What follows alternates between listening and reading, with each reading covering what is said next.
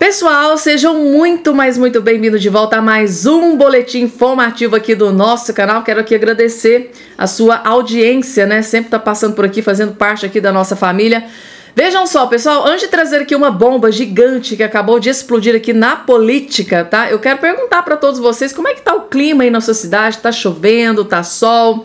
Coloca aqui embaixo nos comentários. Quero convidar você também a fazer parte aqui da nossa família.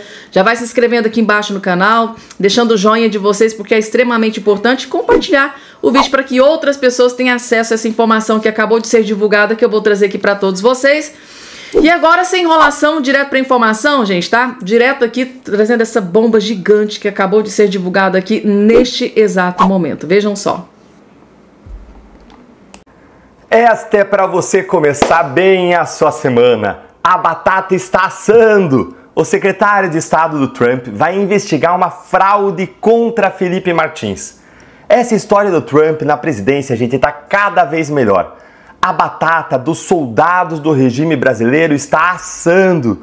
Pessoal, nós da direita, nós continuamos progredindo. Teve até uma ajudinha da Janja com o verdadeiro festival de baixarias que ela protagonizou no final de semana, quando ela xingou o Elon Musk e confessou que Alexandre de Moraes é um grande parceiro do governo Lula, mostrando para o mundo inteiro o baixo nível de quem está no poder no Brasil. Mas agora nós tivemos uma outra excelente notícia para você começar bem sua semana. O futuro secretário de Estado americano, Marco Rubio, já se encontrou com os advogados do Felipe Martins para falar da fraude no registro de entrada do Felipe lá nos Estados Unidos, que o ministro Alexandre de Moraes utilizou para mantê-lo mais de 6 meses preso ilegalmente. Gente, o governo Trump nem começou e os vingadores do Trump, não aqueles da esquerda, não aqueles dos progressistas, não, estou falando daqueles do time do Trump. Esses vingadores já estão agindo com força total. Bora lá entender essa história, mas antes, curte aqui o vídeo, se inscreve no canal, a casa é sua, compartilhe o link do vídeo nos seus grupos de WhatsApp para que mais pessoas possam começar bem essa semana com essa excelente notícia. Bora ver comigo então a notícia que saiu ontem na Folha de São Paulo. Acompanha aqui comigo, ó. Novo secretário de Estado dos Estados Unidos encontrou advogados de ex-assessor de Bolsonaro. Olha, só de ler essa manchete, eu tenho certeza de que teve gente que não dormiu em Brasília nessa última noite. E fica aqui comigo que eu já vou te dizer os nomes de algumas pessoas que devem ter ficado aterrorizadas com essa notícia. Espera para você conferir os nomes. E olha o que diz aí a linha fina. Marco Rubio discutiu possível fraude em registro de entrada de Felipe Martins no país. Essa história aqui da fraude é simplesmente surreal. E se você não conhece essa história, então você está no lugar certo, porque eu vou te explicar aqui o que aconteceu. Vamos seguir aqui na matéria. Acompanha aqui comigo, ó. Recentemente, Rubio se reuniu com advogados do ex-assessor internacional da presidência do Bolsonaro, se reuniu com Felipe Martins, que trabalhou durante o governo Bolsonaro.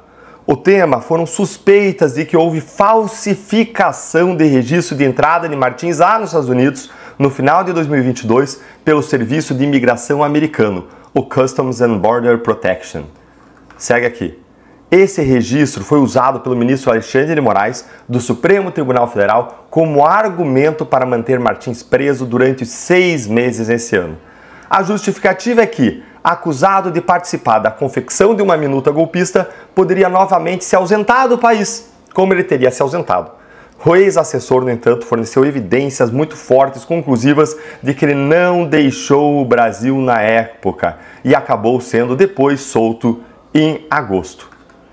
A prioridade agora de seus advogados e aliados é provar que os registros de entrada nos Estados Unidos foram fraudados. Em vídeo recente, o deputado federal Eduardo Bolsonaro disse acreditar que a chegada de Donald Trump à Casa Branca vai facilitar esse objetivo. O Marco Rubio, gente, você já sabe quem que ele é. Ele é aquele senador republicano lá da Flórida, de origem cubana e que odeia comunismo e ditadores latino-americanos. É aquele que chamou Moraes de autoritário, dizendo que ele colocava em risco as relações bilaterais entre Brasil e Estados Unidos depois de que o X foi banido aqui do Brasil. E agora, na função de secretário do Estado americano, ele é a pessoa que tem poder para resolver um mistério gigantesco. que é o seguinte mistério: quem fraudou o registro de entrada de Felipe Martins nos Estados Unidos, que foi o motivo que Alexandre de Moraes usou não só para prender Felipe, mas também para manter ele preso ilegalmente por mais de 6 meses. E de onde que veio essa prova usada para prender o Felipe Martins de que ele teria ido para os Estados Unidos, segundo o relatório da Polícia Federal? Veio, gente, de uma matéria do jornalista Guilherme Amado, do portal Metrópolis, que disse falsamente que o Felipe evaporou nos Estados Unidos, e veio também de uma lista de passageiros provisória do avião presidencial, que mostrava não quem tinha de fato embarcado, quem tinha viajado para os Estados Unidos com Bolsonaro, mas mostrava quem poderia ser convidado.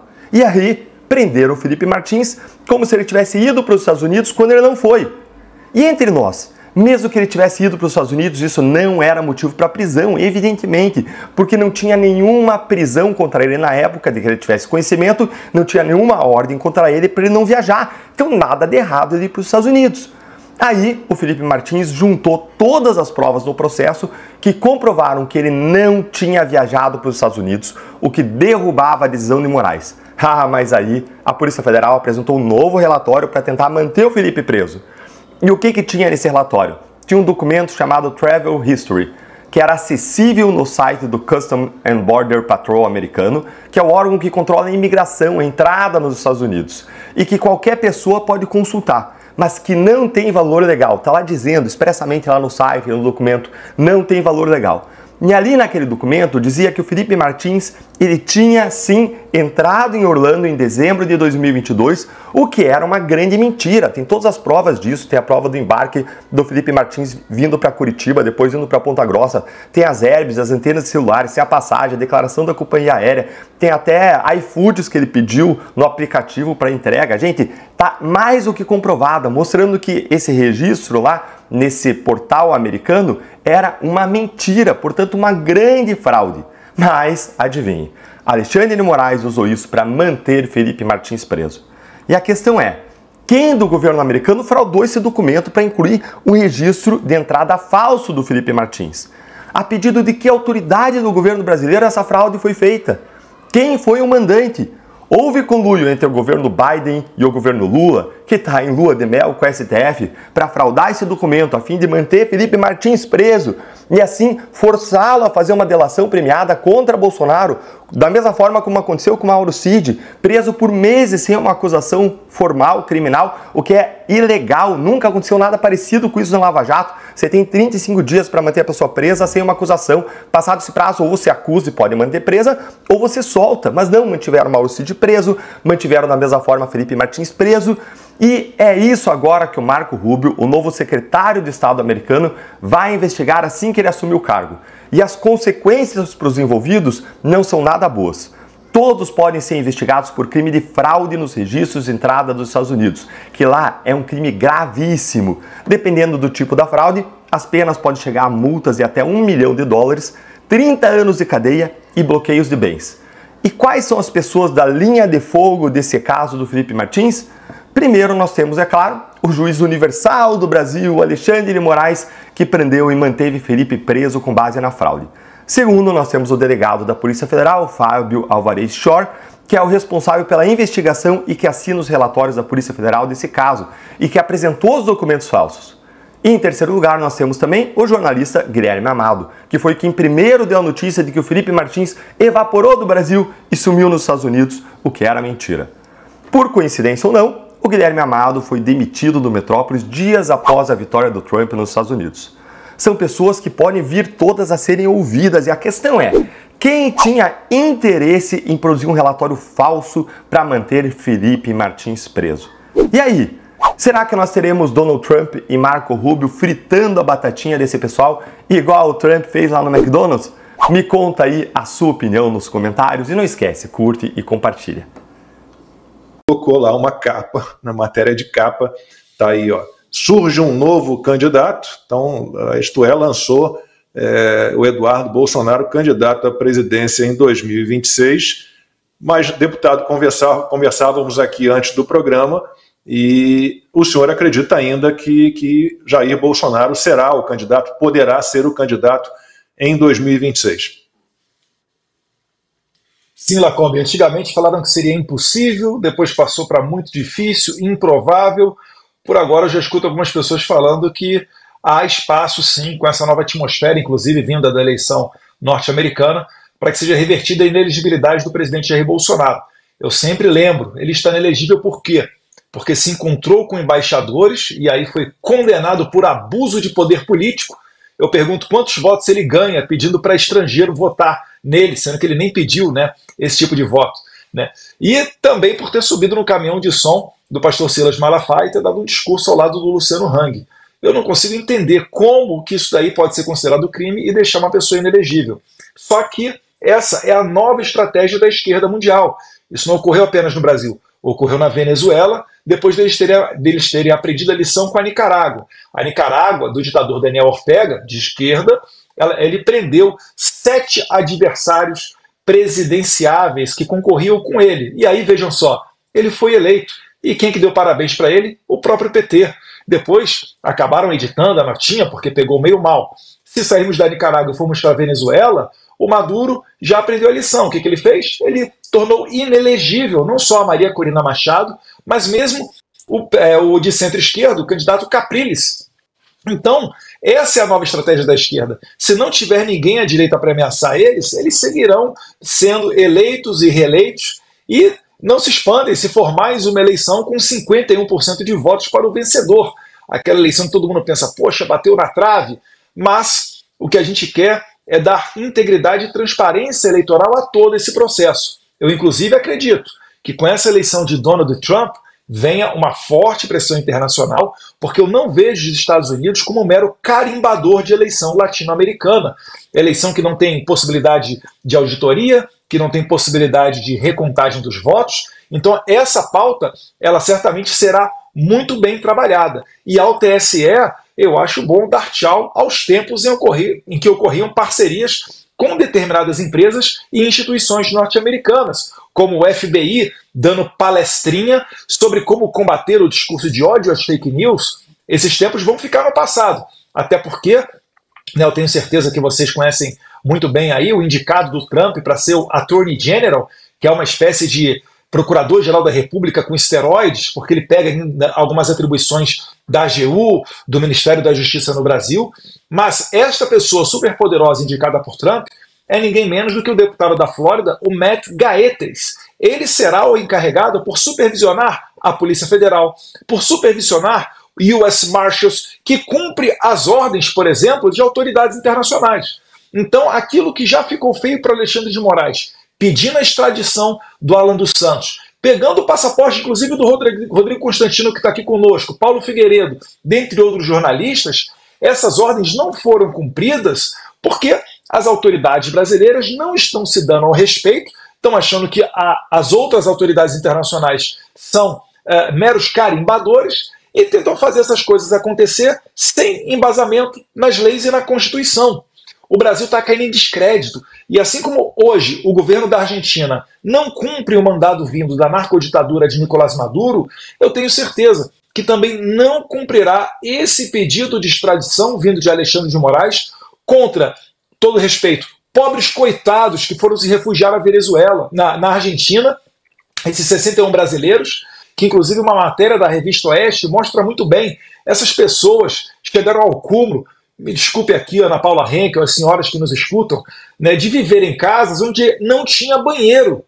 Casas semi-construídas, semi-acabadas, e elas tinham que defecar em marmitas, né, em aquele alumínio de marmita, ou em sacolas plásticas, e depois se livrar do dejeto. Essa pessoa realmente é que vocês do establishment querem nos fazer crer que são terroristas perigosos, que armaram um golpe de Estado junto com 1.500 pessoas, e esse golpe não vazou, com 1.500 pessoas indo tomar de assalto o Congresso num domingo de férias em Brasília, que inclusive Alexandre de Moraes estava em Paris, se não me engano, estava pela Europa, onde em menos de 24 horas o diretor-geral pediu a prisão do Anderson Torres, que estava nos Estados Unidos de férias. Pelo amor de Deus. E tudo, finalizando, né, a cereja do bolo, arquitetado por Jair Bolsonaro, que esperou sair da presidência da República e quando não tinha mais controle sobre a Polícia Federal, quando não era mais chefe supremo das Forças Armadas, pegou senhorinhas com bíblias na mão, uberistas e até pessoas com transtornos psicológicos e foi tentar fazer um golpe de Estado sem dar um tiro sequer, sem nenhuma arma apreendida. Pelo amor de Deus.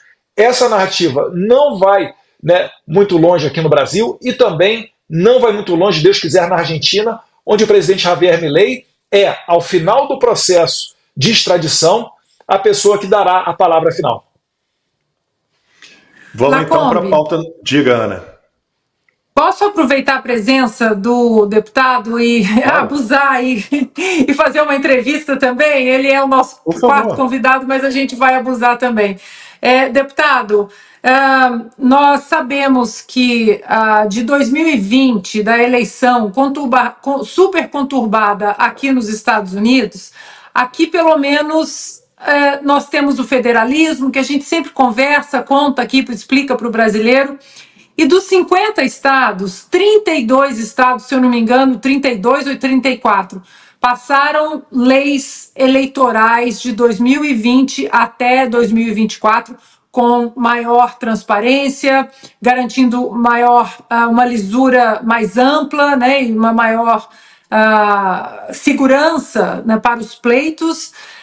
Nos estados para que chegássemos em 2024, ou seja, o Partido Republicano trabalhou para que isso pudesse acontecer, espalhou também, né, mais de 5 mil advogados pelo país, foram mais de 230 mil voluntários para exatamente checar a contagem, checar todas as sessões que deram problemas em 2020. E nós não temos isso no Brasil, deputado. A minha pergunta, que eu vejo muito nas minhas redes sociais, no chat, seja aqui do 4x4 ou no chat do Sem Filtro, da Revista Oeste, é a seguinte: será que nós vamos conseguir, será que o nosso Congresso vai conseguir voltar a discutir o voto auditável, a urna eletrônica, tudo bem, mas com voto impresso e contagem pública, como está no artigo 37 da nossa Constituição, ou isso vai continuar sendo um tabu, deputado, e a gente não vai poder mais falar nisso? Excelente pergunta, Ana Paula Henkel. Eu acredito que no momento oportuno, onde a gente não tenha mais a espada do Tribunal Superior Eleitoral sobre a cabeça dos deputados, porque esse jogo ele é jogado de maneira muito pesada. Eu lembro que 3 ministros do Tribunal Superior Eleitoral, eles vêm do STF. Nós sempre aprovamos com larga maioria a questão do voto impresso com contagem pública dos votos. A contagem pública acho que é até mais importante do que o voto impresso. O voto ele pode ser na pedra, no papel, qualquer coisa. O negócio é a pessoa conseguir ver que realmente o voto dela vai contar. E não ter que confiar cegamente em burocratas que se reúnem numa sala secreta e depois saem com o resultado da eleição. Mas eu me recordo que a última vez que foi aprovada foi a emenda em 2017, capitaneada pelo então deputado Jair Bolsonaro. Nós aprovamos com 433 votos. Ou seja, essa lei federal, ela do voto impresso, ela foi aprovada, inclusive com votação para quórum de emenda constitucional. E aí, quando o STF, em 2018, declarou inconstitucional a lei, né, mais uma vez, aí veio a PEC 135 da deputada Bia Kicis para a gente tentar ver uma maneira de não permitir que o STF declare mais uma vez a inconstitucionalidade dessa lei. Eu lembro que o voto impresso, essa matéria, ela nunca foi uma matéria que dividiu direita e esquerda.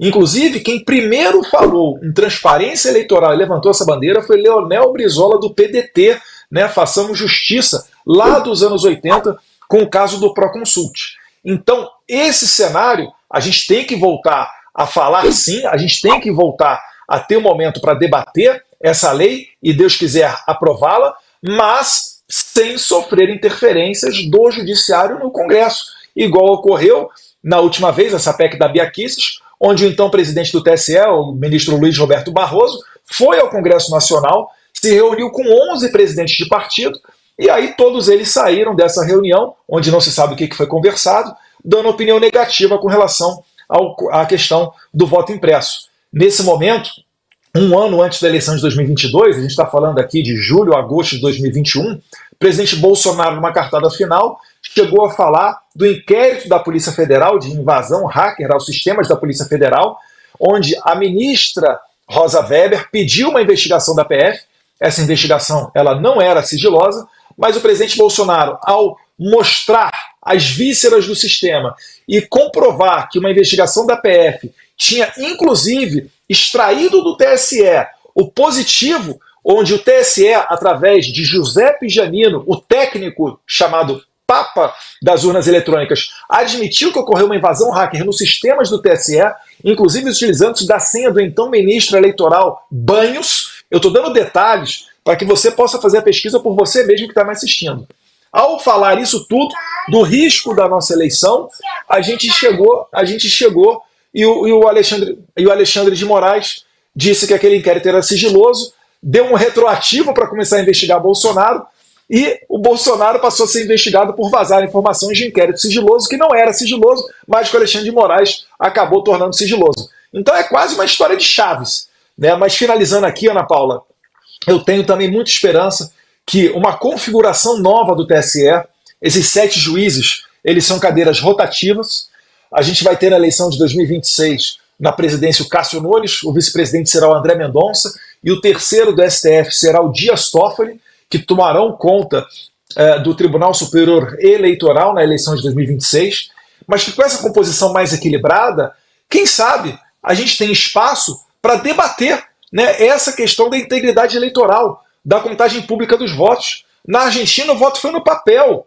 Em menos de 24 horas você tinha o resultado. Não tem por que você colocar o princípio da celeridade acima do princípio do interesse público, como prega o nosso artigo 37 da nossa Constituição. Então, a gente tem que voltar a falar disso sim, né? O deputado Vermelho do Paraná colhe assinaturas para que essa PEC volte a ser apreciada, e a gente espera realmente que a gente tenha algo de positivo vindo de ajuda dos Estados Unidos para pressionar a favor de eleições íntegras e transparentes.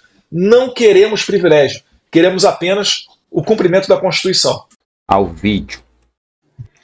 A Maria Elvira Salazar também enviou, junto com outros congressistas aliados de Donald Trump, um ofício à Comissão Interamericana de Direitos Humanos, ameaçando cortar a verba da entidade internacional se nenhuma atitude for tomada contra Alexandre de Moraes. Em 2023, o governo dos Estados Unidos destinou 7 milhões e 300 mil dólares a essa comissão.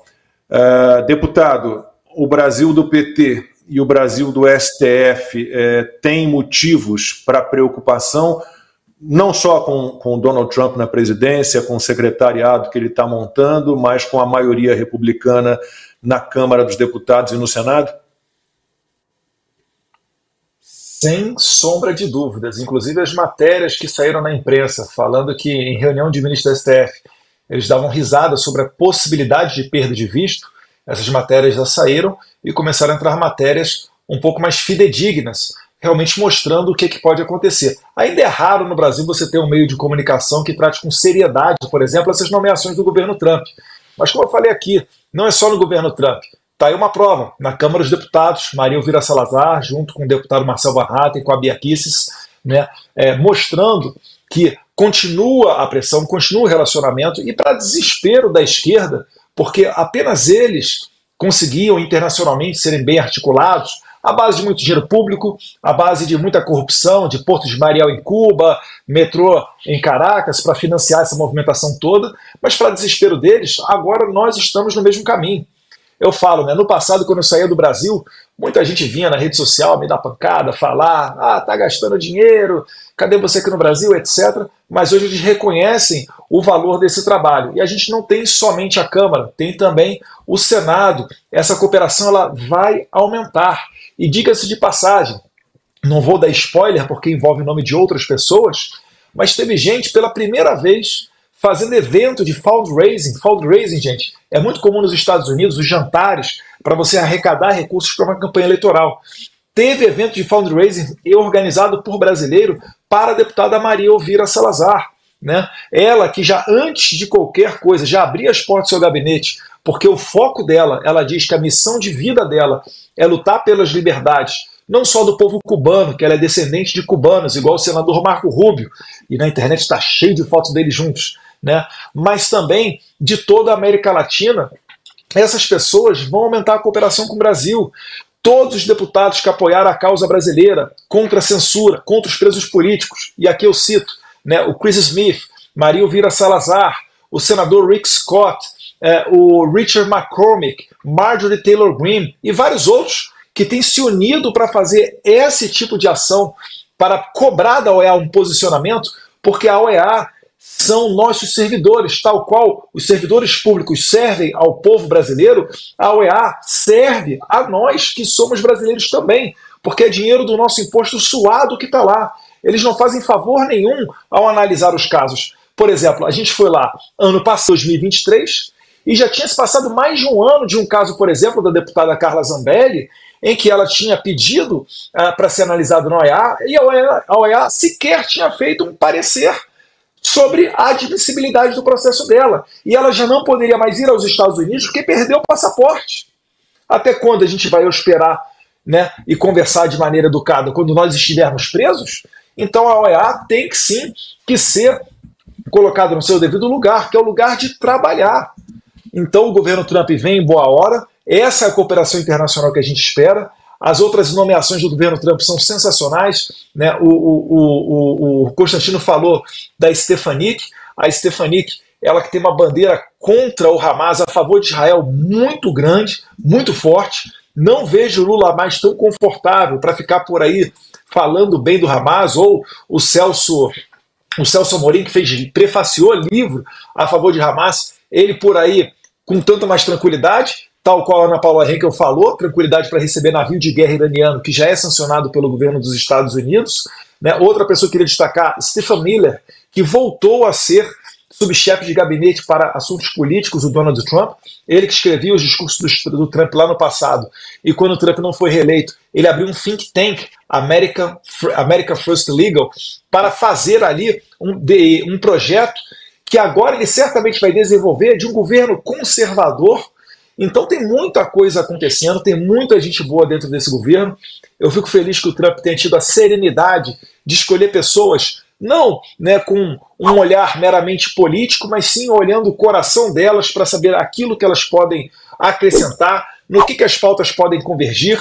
Constantino falou do Bob Kennedy Jr., né, que é sobrinho do falecido, assassinado presidente Kennedy, do Partido Democrata, mas a gente poderia citar ainda a Ivanka Trump, filha do Trump, que já doou dinheiro, sabe para quem? Para Kamala Harris, na campanha para Procuradora-Geral do Estado da Califórnia em 2014.